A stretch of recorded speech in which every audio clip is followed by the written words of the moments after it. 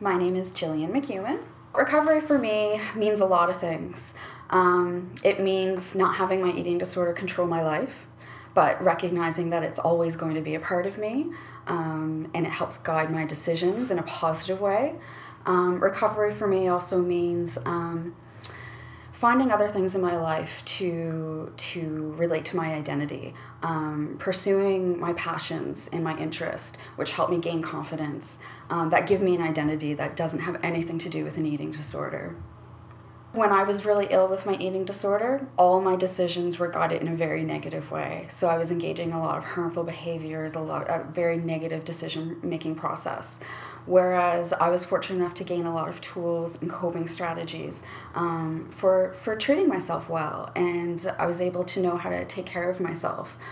So my eating disorder now helps remind me of where I don't want to be and who I don't want to be.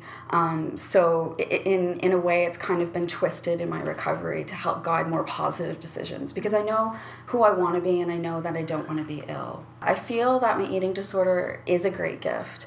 Now that it's behind me in so many ways, it's helped me develop a strong passion for supporting others, which I get a lot of satisfaction out of doing. I became really ill with anorexia when I was really young. I was only 13. So because it was a very visible disorder at that time, I was pushed to recovery by my family.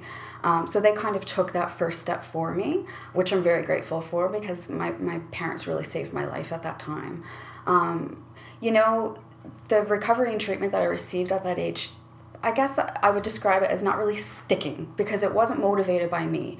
But as I became older and more mature, I started to recognize that I couldn't have the life I wanted. I couldn't have a satisfying life if I was going to be ill with anorexia and bulimia. So for me, that first step was facing that reality that I had to choose. Either I was going to work towards recovery and become well and have a great life, or I was going to let my eating disorder take over and I would never be happy and never be satisfied. I think the most important aspect for me in recovery was re-engaging in life, because the eating disorder can take over everything. So pushing yourself I went back to school, I connected with old friends, I got involved in community projects. So that allowed me to find an identity and build some confidence that I could really leave my eating disorder behind, because I didn't need it anymore.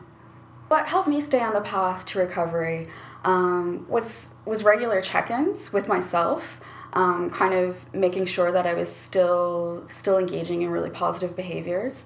Formal treatment, as working with a psychologist, was really important for me to develop those coping strategies and help reverse my negative thinking patterns. But I think a significant part for me was that I got involved in working with folks who are recovering from eating disorders. For me personally, what really helped was just finding other things in your life that you can be passionate about.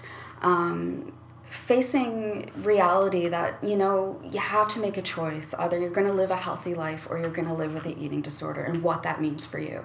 Talking to others, reaching out for support.